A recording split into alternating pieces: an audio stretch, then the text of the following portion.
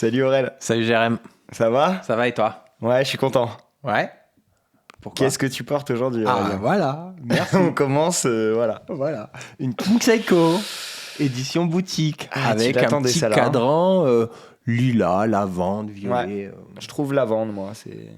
Donc, tu vois, à côté du bleu, il fait quasiment bleu, avec Oui. du gris, il fait quasiment gris. Moi, j'adore les reflets qu'il peut prendre. Parce que c'est un cadran qui est pas pareil partout, quoi. Il est Ouais. un peu fumé, donc Ouais. il passe par plusieurs teintes. Ouais, ça faisait longtemps que je la voulais. Ouais. Et, C'est une belle nouvelle entrée dans la collection, ça. Hein. Exactement, j'ai su qu'il en restait quasiment plus.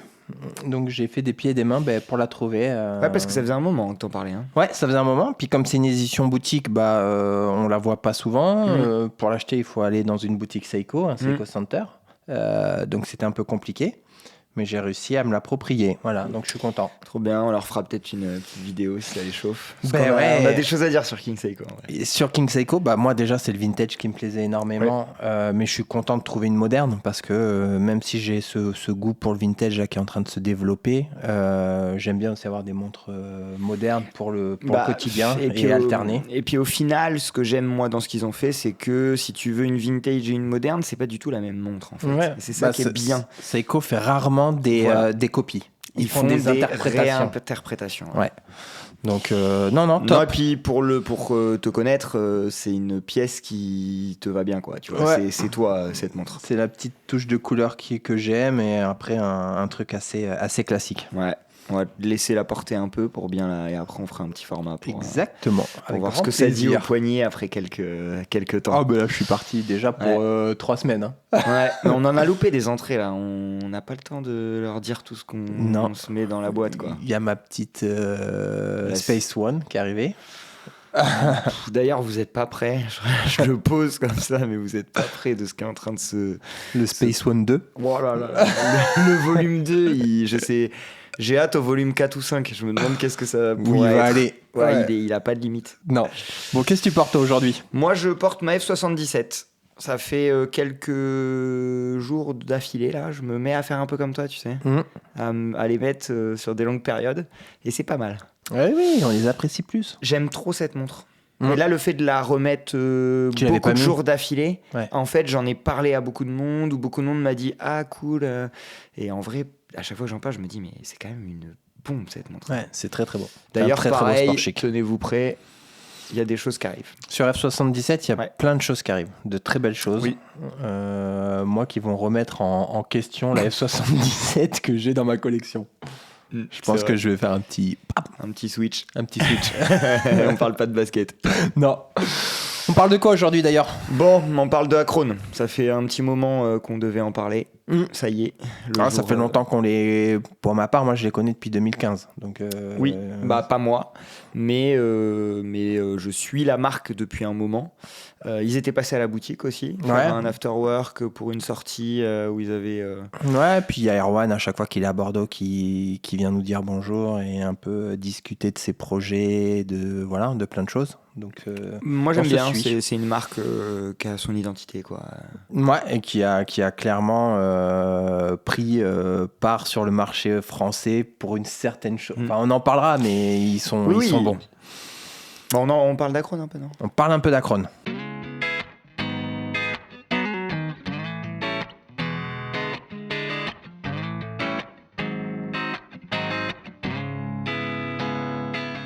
Acrone, c'est 2015 déjà. Et c'est breton. C'est breton, c'est nantais. C'est nantais, voilà. En tant que normand, je suis obligé de faire un big up. Ouais, voilà. Breton et normand, vous vous entendez? Ça, c'est du fake. Ouais. Tu nous mets à l'apéro, c'est bon. Tant qu'il y a l'apéro. Non, en vrai, on s'aime bien. Hein. Tant que le Mont-Saint-Michel est de notre côté, quoi. Tu vois, en gros, je te résume, mais c'est ça. Ouais, bon, ok. Et du coup, 2015, c'est quand même... moi, je voulais revenir là-dessus. 2015, une marque d'horlogerie française qui fait un Kickstarter, ça n'existe pas, je pense. Ben oui, parce que tout ce qu'on connaît à l'heure actuelle... Moi, je suis curieux si les gens savent une autre marque qui aurait fait un kick en France en horlogerie avant 2015. J'aimerais bien savoir. Parce qu'il y a eu Étienne qui a fait un très gros en 2017. Donc 2 ans après. Après, il y a Beau Bleu, il y a tout ça. Mais il y a J'ai pas de... En tout cas, moi, j'en ai pas en tête. Ouais, moi non plus. Et à l'époque, il lève plus de 70 000 euros. Ce C'est qui bien. est beaucoup pour 2015, quoi. Pour 2015, Il vend plus de 100 montres. pour Kickstarter, qui n'est pas encore installé comme aujourd'hui. Clairement, pour des gens qui viennent les gens cliquent vraiment, enfin, tu vois. Pour des gens qui viennent de nulle part dans le monde de l'horlogerie à Oui, l'époque. oui, c'est pas un gars, un ancien du Swatch Group qui lance sa marque, quoi, Ouais. tu vois. Guillaume avec William L, je sais pas. Et bah, l'année. ce serait bien 2016 ou... Ouais, bah, c'est peut-être les premiers à avoir fait ça. Oui, faudrait vérifier. Ouais. Et du coup, c'est 2 ou 3 potes au début Ouais. à Krone. Oui. Maintenant, je crois qu'ils sont un peu plus. Ils sont un peu plus, ouais. Et l'aventure débute comme ça, mais il débute aussi beaucoup avec Forum à montre. Oui. Moi, je les avais découverts comme ça. En fait, De toute façon, les premiers qui ont lancé des kits comme ça, ils s'appuyaient vachement sur les forums. Ouais, mais je trouve que Acron a pris vraiment ce mode de communication et ils ont fait beaucoup de pièces, beaucoup de choses avec la communauté, en s'appuyant sur En les critiques, en demandant. Est-ce que vous feriez plutôt ça ou ça? À tel point, je trouve qu'aujourd'hui, c'est vraiment une signature chez eux. Ils sont capables de faire des montres sur mesure. Ouais. Voilà.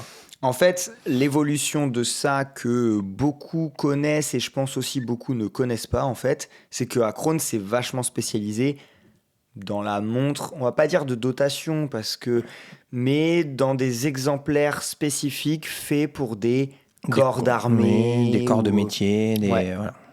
Et c'est vrai que c'est vraiment leur signature. Ils répondent à beaucoup d'appels d'offres. Ouais. Ils en reportent beaucoup.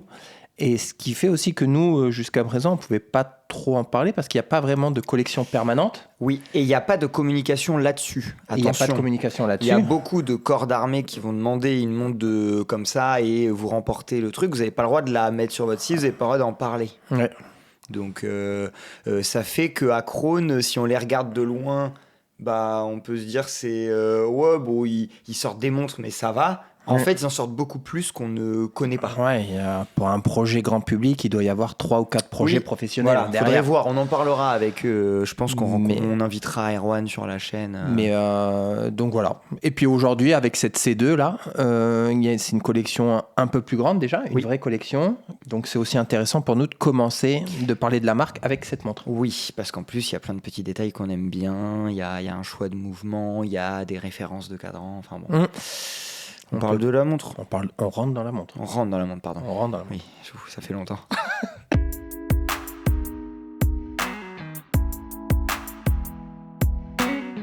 Bon, le boîtier. Un beau bébé. Oui, c'est un beau bébé. C'est bien, on nous demande souvent de parler de choses un peu plus grandes. Moi, la première chose que j'ai à dire, c'est que par rapport aux photos que j'avais pu voir du site, c'est une montre que j'ai regardée de loin pendant plusieurs temps avant de la recevoir. Quand je l'ai reçue, je me suis dit « Ah, beau bébé ». Je ne m'attendais pas à ce qu'elle soit aussi présente. Je la voyais plus... tu vois, mais les cornes sont très courtes, ce qui fait que ça pose sur tous les poignets. Et celui qui veut un longueur corne à corne pas trop grand, parce qu'il a des pas trop grands poignets, mais qui veut quelque chose de présent... moi, je vais te le dire, c'est un 41 de diamètre. Oui. 48 de corne à corne. Oui. Donc c'est court pour un 41. Oui. Et c'est un 14,4 d'épaisseur. Voilà. Un beau bébé, quoi.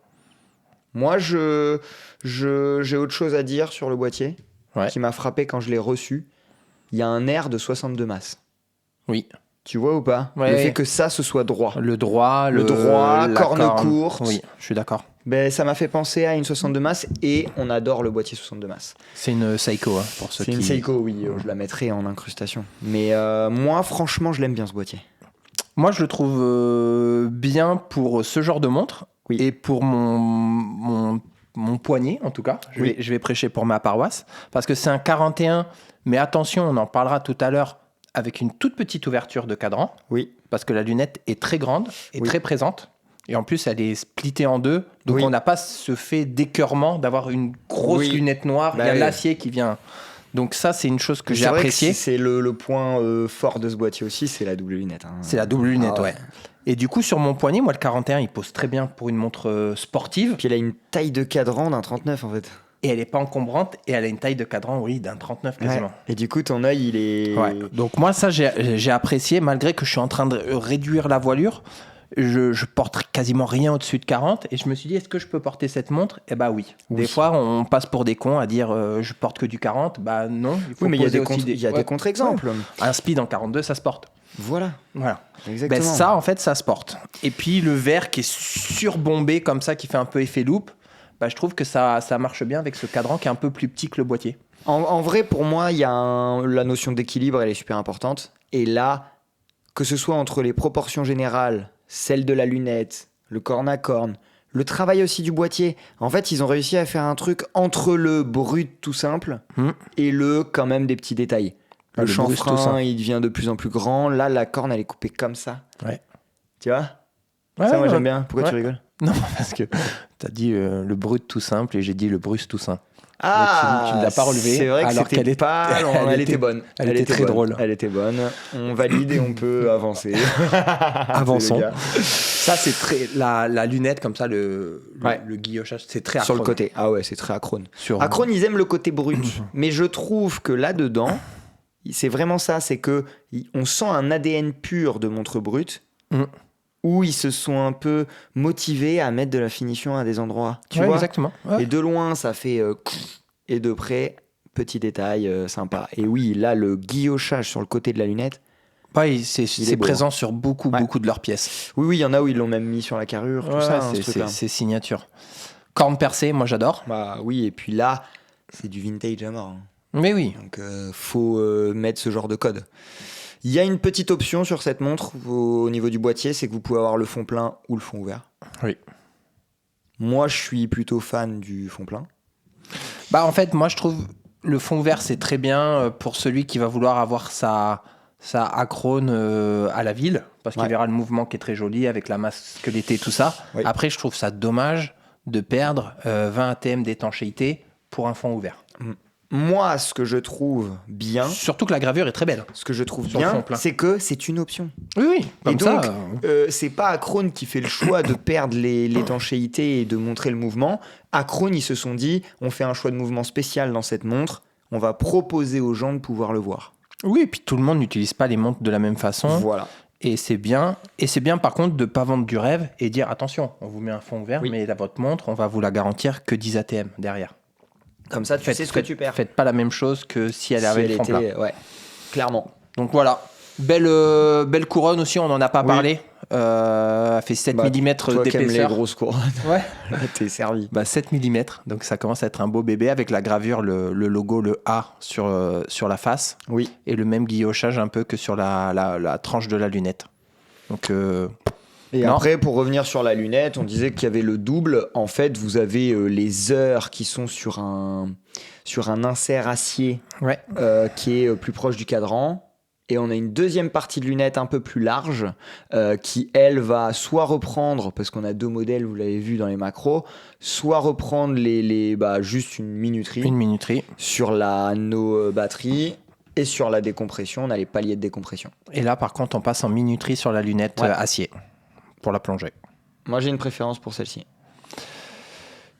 En fait, moi, j'avais une grosse préférence pour la No Bat par rapport à mon affect à la Blancpain Norad. On va en parler dans le cadran. On va en parler dans le cadran. Mais plus je vois la lunette jaune, plus la lunette jaune m'attire. Moi, la lunette jaune, elle me fait penser à une Olek.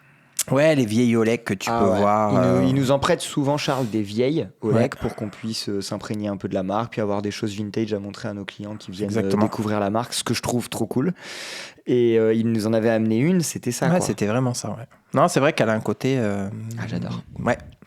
On parle du cadran ? Allez, on parle du cadran.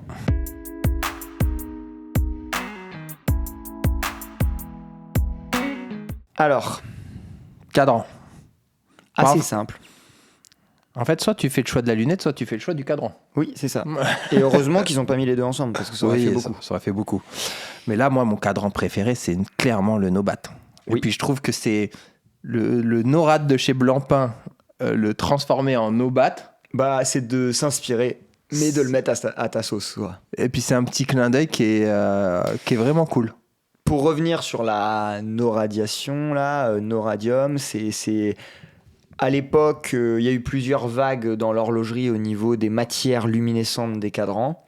Ça a découlé des travaux de Pierre et Marie Curie sur le radium. On s'est rendu compte que voilà, ça faisait de la lumière dans le noir, comme on dit. Mais que ça faisait pas du bien à l'organisme. Ouais, ça, on s'en est rendu compte après, ouais. Et du coup, ils peignaient les cadrans au début avec du radium. Puis ensuite, quand on s'est rendu compte de tout ce que ça pouvait avoir comme impact sur la santé des femmes qui le posaient, parce que c'était des femmes. C'était des femmes. Vous irez voir la BD Radium Girls.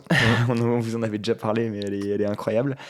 Et en fait, Blancpain, au début où on s'est remis à mettre du tritium et non du radium, ils ont fait des cadrans pour dire aux gens, ça c'est un cadran où il n'y a pas de radium. Pour rassurer les gens, je pense, qui devaient avoir peur de l'impact, alors que ça ne peut pas avoir d'impact sur le porteur de la montre. Ouais, et puis le tritium, c'est pas non plus hyper ouf. Oui, il nous fallait un temps aussi pour s'en rendre compte. Voilà, donc ça fait un clin d'œil à une pièce historique de chez Blancpain qui est très recherchée. Ouais, et puis du coup, ils sont passés en index, aiguille, un peu façon all radium. Oui, voilà. Ce qui est logique. Ce qui est logique, ouais. Ce qu'on retrouve pas sur l'autre, mais l'autre, c'est bien parce qu'on est sur du blanc qui va bien avec le jaune. Ouais. Voilà. Moi, si je devais faire des petits points négatifs, oui. J'aime pas trop comment est écrit C02 sur celle-ci. Tu vois, la typo, c'est pas... La typo comme ça ? Ouais, moi, me dérange pas du tout. Moi, c'est très personnel. Ma petite critique, moi, c'est sur le guichet date.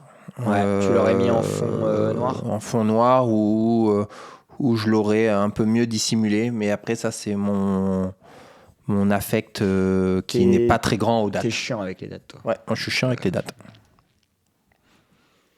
Non, mais déjà, rien qu'un petit disque date noir, t'aurais préféré. J'aurais préféré. Peut-être moins lisible, quoi. Après, sur la blanche, un petit peu moins grave parce que les index sont blancs, donc c'est dans la continuité.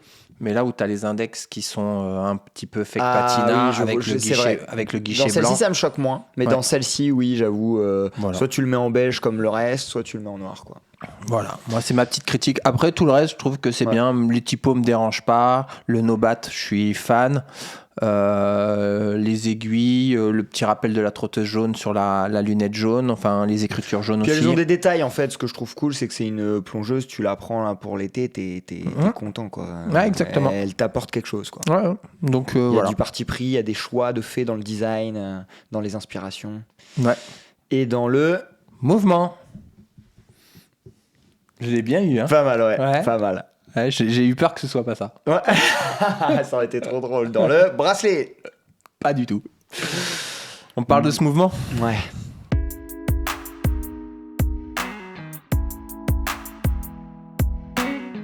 C'est quand même un des gros trucs de cette montre. Ouais. Moi, je suis content d'en parler parce qu'il y a tout un truc avec France Ébauche. Oui. Les générations d'avant connaissent France Ébauche, quoi. Si t'étais fan de montres il y a 50 ans, il y avait des mouvements France Ébauche partout. Oui. Et puis France Ébauche, ce qui est drôle, c'est que à la base, c'est des horlogers d'une même région qui se disent on se met ensemble. Les frères ennemis, ils disent. Ouais, c'est ça. Ils appellent ça comme ça. On fait 7% de la fabrication de mouvements mondial. Ouais. Si on se met ensemble, on va peut-être passer à 10, 15 parce qu'on va mutualiser tout ça. Bien sûr. Et avoir plus de force de frappe. Et France Ébauche naît comme ça. Et après, Ça, c'était quelle année, tu sais ou pas ? C'était dans les années 70. Ouais, c'est ça, c'est 67, je crois. Ouais. Le moment où ils se regroupent tous ensemble. On vérifiera, mais c'est dans ces années-là, en tout cas. Et après, c'est une succession de déconvenues. Ouais. Ils ont eu des petits... ils ont eu des soucis, quoi. Alors, il y a eu la crise du quartz, forcément. Mais ils ont fabriqué du quartz, mais ils ont pas réussi non plus. Et puis, ils vont en Inde pour produire du quartz et ça marche pas. Ils vont au Japon... ça marche pas non plus. En Chine, pardon. Pour produire du quartz, ça marche pas non plus. Ils sont rachetés par... Festina. Par des Suisses d'abord, je crois même Technotime, là, tu sais, qui faisait des tourbillons. On en avait entendu parler pendant un moment. Ça devait être les tourbillons suisses les moins chers du marché. Ça n'a pas marché. Ça n'a pas marché. Et derrière, par Festina. Donc, avant qu'ils soient rachetés par Festina, il y a vraiment un arrêt complet et tout. Hein, je crois. Il y a un arrêt, de quelques années. En redressement. Et puis après, c'est en 2000 qu'ils reviennent avec Technotime et compagnie. Technotime, ça marche pas non plus. Et puis là, France Ébauche... Et c'est racheté par Festina. Petit point en plus, Festina détient aussi Soprod. Oui, oui. Moi, j'ai appris ça là en préparant cette vidéo que je ne savais pas. Et ce que j'aime de parler de France-ébauche aujourd'hui, c'est que c'est un choix spécial de la part d'Acrone dans un univers où ETA est dans le Swatch Group. Celita reprend beaucoup de parts de marché. On entend parler du G100 de la Joux-Perret qui revient comme un autre concurrent. On a Soprod aussi en parallèle. Et en fait, il y a aussi France-Ébauche qui est en train de revenir. Et c'est tout récent, ça, le retour de France-Ébauche. Et Acrone fait partie des premières marques. Acrone, ils ont pas une ligne directrice sur les mouvements. Non. Ils vont prendre un mouvement où ils sont sûrs. Enfin, je sais qu'ils sont très vigilants sur ça. Ils sont très vigilants, mais ils sont capables d'en prendre plein de différents, de dire cette montre, on veut la pricer à tel niveau, on prend tel mouvement. Exactement. Et puis ils travaillent aussi, des fois, ils font des coups avec des brokers où ils vont lui trouver du NH35, ou un Soprod trop bien réglé. Ils disent on peut pas laisser passer ce mouvement, et ils le mettent dans une montre. Voilà, ils vont designer une montre pour ce mouvement. Ouais. Donc là, le France-Ébauche, c'est sur des standards du ETA. Ouais, donc c'est un 28800 avec combien d'heures de réserve ? 44, je crois. Ouais. Bon, voilà, c'est du standard. C'est du standard, mais eux, ils vont prendre ce qu'ils appellent en plus les finitions Acrone. Ouais. Donc c'est Côte de Genève, c'est la masse PVDA rose. Franchement, il est beau. Hein. Squeletté la masse, voilà. C'est des finitions qu'ils ont demandé que pour eux. Ouais. Enfin, qui doivent être au catalogue. Il y a le pont de balancier traversant, là, moi je trouve ça très beau. Mais en tout cas, ils ont pris des finitions supplémentaires pour cette montre. Et pour celui qui fait le choix d'avoir le fond ouvert, il verra le mouvement qui est assez sympathique. Ouais, il est beau. Il est très beau. Moi, j'aime bien ça et je vais aller un peu plus loin. Ce que j'aime dans ce choix, c'est que ça me fait un peu comme Marchlab qui met un G100 dans ses montres. Et je suis content parce que je me dis, il y a quand même un côté très français dans Marchlab, comme il y a un côté très français dans Acrone. Pour des raisons différentes. Ouais. Mais les deux sont quand même deux marques où c'est dans les premières choses. Dans le logo d'Acrone, en bas, c'est un bleu-blanc-rouge. Hein. Oui, bien sûr. Donc, je suis content qu'ils aient pu trouver un mouvement français à mettre dans une montre, d'autant plus que France-Ébauche, sincèrement, il y a un gros historique. Oui. Nous, on a eu plein de vintage où il y avait des FE, des mouvements FE, quoi. Et puis une grosse volonté de refaire du français, du local. France-Ébauche avait même, à la base, une usine de spirales. Oui, et ils en ont vendu beaucoup à plein de gens. Donc un savoir-faire. Si ce savoir-faire, ils arrivent à le refaire et le reproduire, ils seront capables de faire leur spirale. Tu commences à être très costaud. Bien sûr. Et moi, je suis content que dans l'univers des fabricants de mouvements, il y ait de la concurrence. Ouais. Il y a une période où on avait l'impression que si tu voulais un mouvement suisse, c'était que du ETA. Et en fait, on a un peu gueulé sur le fait que ETA soit racheté par le Swatch Group. À tel point que maintenant, plus personne n'a du ETA. Oui. Alors avant, ils ont dit, vous en aurez moi, j'aime bien, un petit peu. Là, maintenant, vous en aurez plus du tout. Et du coup, en fait, un truc qu'on critiquait... ça fait une émulsion. Voilà. Et ça a fait que le marché était moins cannibalisé par un seul. Et maintenant, tu peux prendre un Celita, un Soprod, un France-Ébauche. Celita, il commence à être vraiment costaud. La Joux-Perret. T'imagines, t'as 4 propositions qui sont hyper cool. Oui. Avec chacun, des fois, des petites choses en plus que les autres n'ont pas, tu vois. Non, mais c'est cool. Moi, je trouve que c'est un très bon choix de mouvement. Et puis, ça permet de pratiquer cette montre à un bon prix. Et ça la différencie. T'as qui d'autre qui a un France-Ébauche dedans aujourd'hui, il n'y en a pas beaucoup. Donc d'être dans les premiers, je trouve que c'est intéressant parce que... ça peut sceller aussi un partenariat avec France-Ébauche.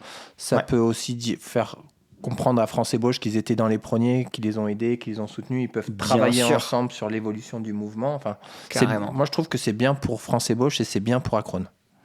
C'est bien dit. Voilà. On peut passer au bracelet. Exactement.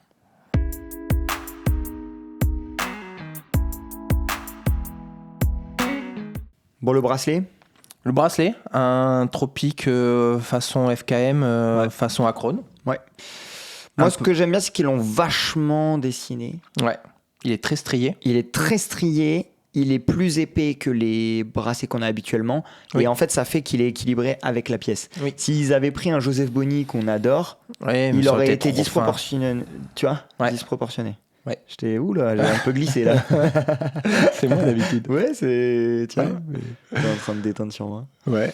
Et non, moi je trouve il va bien. Il y a les attaches rapides. Avec les cornes percées, c'était pas nécessaire. C'était pas nécessaire. Mais bon, ça permet à celui qui est un peu moins équipé et un petit peu. Oui, puis ils plus visent pas novice. que du gros fan de montres, ils visent aussi du premier achat. Et pour ça, c'est devenu une norme un peu Exactement. l'attache rapide, on va dire. La boucle, elle est Toute simple. avec le marquage acrone quand même. Moi, je pense que c'est une montre qui peut aussi trouver d'autres bracelets. Oui, clairement. Mais je trouve que celui-là est très bien. J'ai mis un peu de réserve sur l'acier parce que moi, j'aurais pas fait ça. Il est en option, cet acier, Oui. à 60 € de plus. Donc ça montre aussi que c'est pas leur bracelet principal. Ils la présentent sur Tropique de base. Oui, l'acier est un complément pour celui Ouais. qui le veut. Ça, c'est bien. Il y a l'extension de plongée facile avec le push là sur le côté. Bah, en fait, ils ont fait un acier pour la rendre plus habillée. Oui. Ce que moi, j'aurais pas fait. J'aurais mis un acier avec... là, il y a Enfin, tu vois, le nombre de maillons. Il y a 6 rangs, quoi. C'est un cirant. Ouais. C'est un 6 rangs avec beaucoup de poli au centre. Alors que la montre, elle fait très brute, très instrument. Du coup, j'aurais mis plutôt un oyster ou un rivet tout brossé, quoi. Ouais, je suis d'accord. Mais bon, c'est un choix. Il y en a qui vont adorer ça, je pense. Ouais. Voilà, après les bracelets, il y a pas, c'est Enfin, sans meilleure grande chose à surprise. dire, hein. hein. Ouais. Allons dans le mot de la fin. Allez.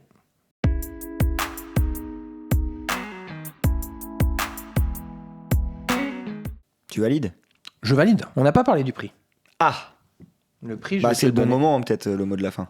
Je vais te le dire, c'est 1190. Tu trouves ça bien? Bah, bien sûr. Hmm. Ah bah, c'est français Bauge. Quand tu regardes le mouvement derrière, il est quand même mignon. Hmm. Donc, tu sens qu'il y a quand même un mouvement de qualité pour une plongeuse couronne vissée 30 bars, double insert, Ouais. assemblée en France. Enfin, ça me choque pas du tout. Franchement, Le mouvement, c'est conçu, réglé, assemblé en France. La montre assemblée en France. Oui. La boîte style un garantie peu 3 ans. La Pelican Pelican Case, elle est Ouais. mignonne. Un FKM. Oui. Quand tu vois que certains Le vendent 150 €, tu ouais. sais. Non, mais c'est vrai, hein, c'est vrai. Donc, Moi, ça me choque pas du tout. Et aujourd'hui, faire une plongeuse française avec un mouvement suisse en saphir, étanche 30 bars, couronne vissée, avec tout ce qu'on a dit, en dessous des 1000 balles, c'est impossible. Mhm. Enfin, Ouais, ils sont à 1200. Moi, c'est le prix. oui. On va voir ce qu'ils vont nous dire. Hein. Ça se trouve, eux, ils vont trouver ça pas cher. Je trouve presque ça pas trop cher en vrai. Tu vois, Ouais, ou moi, je bon trouve prix. que c'est le bon prix. Bon prix. C'est le bon prix. Ouais. Et puis, tu achètes du français en beaucoup de points. Ah, clairement, ouais. Et c'est bien. Et avec une identité, on l'a dit, dans les cadrans ou dans les lunettes, hein, que ce soit la décompression ou la no-bat, et avec une plongeuse qui a de la présence. Alors, on a dit dans le boîtier que c'était un boîtier de 41. En fait, c'est la lunette. Le boîtier en lui-même, il est de 39. Mais on préférait insister sur le fait du 41 parce que c'est ça que vous allez avoir au poignet. Hein, C'est quand ça on la qu'on regarde. voit. Ah ouais. Le boîtier dessous, même s'il fait 39, tu le vois pas. Il faut avoir envie d'une plongeuse un petit peu musclée. Et après, nous, on vous a présenté 2 versions qui sont la no-bat et la décompression. Vous avez 2 autres choix Oui. dans les C02 Héritage. Il y a un cadran gris et turquoise qui est sympa. est sympa. Et on a la version de la no-bat sans le logo no-bat. Exactement. Donc la plongeuse classique. Après aussi, moi, ce que je tenais à souligner, pour les connaître, quand vous achetez une Acrone, vous achetez aussi un service client hors pair. Ah oui. Ils sont reconnus pour ça. Ils sont à votre ils ont, écoute. 4,9 sur Google. Vous pouvez les appeler, ils sont disponibles. Erwan, peut-être qu'il a un peu ralenti, mais à des moments, ça le fatiguait même de répondre parce qu'il est tellement passionné qu'il peut répondre à 11h. Du soir, et puis il veut pas louper un seul message, quoi. Donc c'est un service qualité exceptionnel et pour des gars qui se bougent. Donc on achète souvent les hommes qu'il y a derrière un projet et je trouve que les hommes qu'il y a derrière ce projet sont de grande qualité. Ils sont à fond dedans. Ouais. Et ils transpirent leur projet, quoi. Ouais, donc, exactement. Non, c'est vrai ce que tu dis. Et puis, on l'a dit dans beaucoup de vidéos, nous, on fait de plus en plus attention à qui on donne notre argent. Du coup, ça va dans ce sens-là aussi. Exactement. C'est vraiment par des passionnés pour des passionnés. Hein. Exactement. Bon, on n'a plus qu'à attendre leur avis à eux. C'était un beau mot de la fin. Ah ouais, c'était beau. J'ai eu presque l'alarme. Oh, Ouais. alors. Bichon. Alors, mon petit. Voilà. Bon, à la prochaine. À plus tard.